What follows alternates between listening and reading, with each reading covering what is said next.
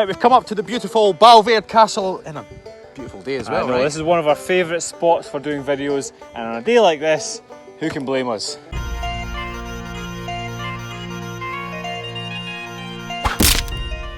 So we want to talk to you a little bit today. It's about coaching you to rise above it. Yeah, so I think a lot of people have heard this, rise above it, rise above it. But what does it actually mean, and how can we apply it to your life to increase your happiness and to stop all the nonsense? So it's easy enough. Someone says, if something bad comes your way, like, oh, he said, she said, and one of your close friends who's not involved usually says, relax, rise above it.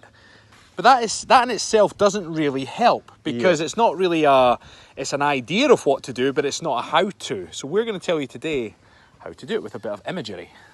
So often it can become either, like Rab said, from gossip, people gossiping about you, or it can be even somebody having a go at you for something that you supposedly done wrong, or if you've wronged somebody in some way.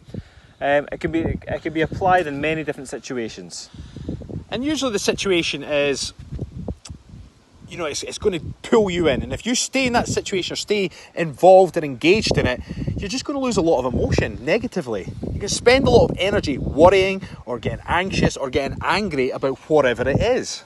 And I think the main thing here is, what would happen if you did not rise above it? And that's a case of, is it going to help you towards your end goal? A lot of people operate from an ego point of view. You know, if somebody's hurt your ego, you know, gossiped about you, said something wrong about you, then often it's the ego that does all the arguing, all the talking, and ultimately reacting to the situation. So what we're saying to do is rise above it. So have an elevated mindset.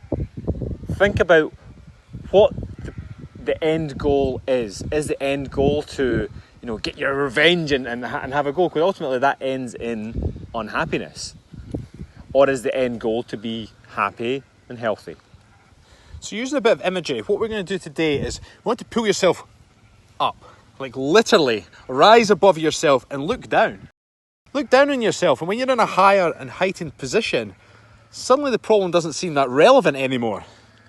Often this can become both space and time.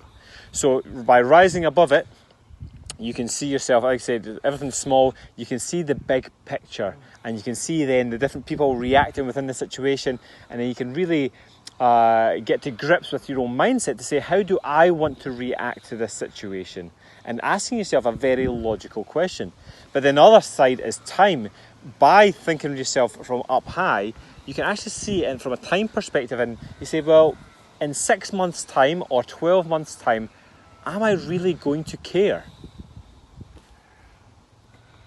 I was at the swimming pool one day with Mila, and there was a lot of young boys just having fun, splashing, kicking, diving, kicking. Their feet kept kicking me. They caught her a few times, and she's only 3, so she was getting quite stressed, but wanting to sort of be a part of it, but at the same time she wasn't enjoying it.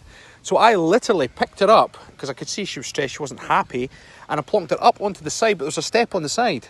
So she rose above it, and then suddenly from her heightened position, she's looking down on the problem, and she could see what was going on now. Then what was interesting, because when I sat, I sort of stood next to her, and I was trying. What I then explained to her, I said, "Look, the boys aren't meaning to kick you; it's just happening." So she could see from that, you know, bird's eye view. Oh, they're playing with each other, and that's why the splashing's happening, and that's why the heels are kicking. A couple of minutes later, she wanted back in, and when she was getting kicked, she just ignored it because she understood. She rose above it, came to a new level of understanding, and then was okay about it. So that's obviously a very, very simple analogy of what we're saying. But you might be thinking right now, but what if, you know, these people did mean it? You know, what if somebody's wronged me and they meant to wrong me and they've done this? And the same situation applies. You've still got to rise above it, and people will react. Although they might think they mean it at the time, they're probably operating from a position of hurt, or they've been wronged themselves, or they're just reacting for a very stressful situation themselves. So always just rise above it and think to yourself, what is going to be the outcome if I react? By rising above it, and often we can start thinking about the people we admire most in the world. Okay, so it might be a religious figure if you're religious, it might just be a famous actor, or it might be one of your parents, it could be somebody from the community. It doesn't matter. Think about somebody you respect and think, right, how would that person react to this situation? And a certain understanding of a situation and a basic human psychology tells you to rise above it, and ultimately you should be helping other people up at the same time. I wonder what Tom Hardy would do. Tom Hardy would punch him in the face.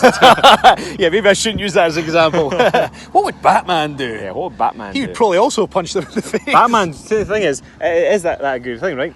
I would want to be Batman because Batman wouldn't concern himself with gossip or anything. He bothers himself when somebody's trying to kill him or somebody's trying to kill somebody else, or and you deal with those situations. Most of the time, it's gossip, it's name calling, it's somebody who's wronged you. Rise above it, be like Batman.